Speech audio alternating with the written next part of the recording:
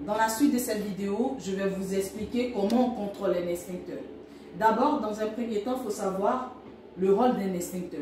L'extincteur qu'on a dans tous les sites, ça va permettre d'éteindre une naissance de feu.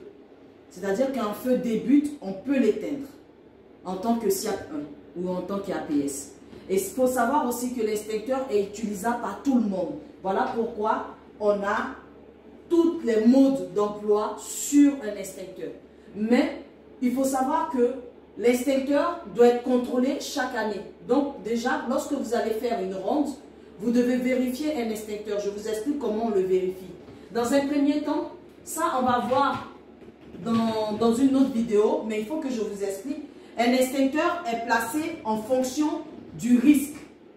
Il faut qu'il soit approprié au risque, c'est-à-dire quoi? Si on a un local TGBT, on va mettre un CO2. Si par exemple on a une salle, on va mettre un extincteur à eau. Mais il faut savoir aussi que dans la réglementation, entre deux extincteurs, c'est moins de 15 mètres. Mais il faut contrôler. Pourquoi on le contrôle? Parce qu'au moment où il va y avoir du feu, ce n'est pas maintenant que tu vas venir actionner l'extincteur et tu vas te rendre compte que l'extincteur ne fonctionne pas. Donc on le contrôle chaque fois qu'on fait une ronde.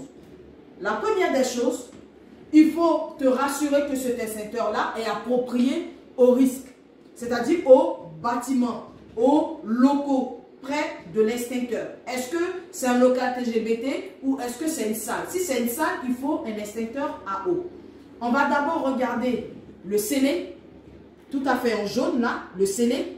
S'il n'est pas décellé, on va regarder la goupille, s'il n'est pas dégoupillé. Ok? Si jamais vous voyez qu'il n'y a pas de scellé, il n'y a pas de goupille, ça veut dire que vous le déclassez, c'est-à-dire vous l'enlevez directement, vous informez votre PC. On va en même temps regarder aussi la date, parce que nous avons une date avec un autocollant qui est fait par l'organisme agréé. Et ça se fait chaque année. Donc on va regarder la date. Si la date est dépassée, vous allez sortir cet extincteur-là, le poser et aller le ranger. Donc on l'appelle déclasser le jour de l'examen. Et vous appelez votre PC. Après ça, qu'est-ce qu'on va contrôler encore?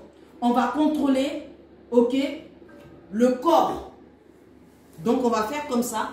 Et on va contrôler s'il n'y a pas de bosse. Parce que s'il y a des bosses et que l'extincteur est tombé à plusieurs fois, il peut y avoir des fuites. Donc par mesure de sécurité, on informe notre PC. Lorsqu'on a fini, on va regarder le tuyau. Et ce tuyau-là, vous allez faire comme ça pour voir s'il n'est pas craquelé ou s'il n'est pas percé. Lorsqu'on a fini de contrôler, on va contrôler la gâchette parce qu'on a un ressort. Donc on va voir si la gâchette revient. Regardez, si la gâchette revient.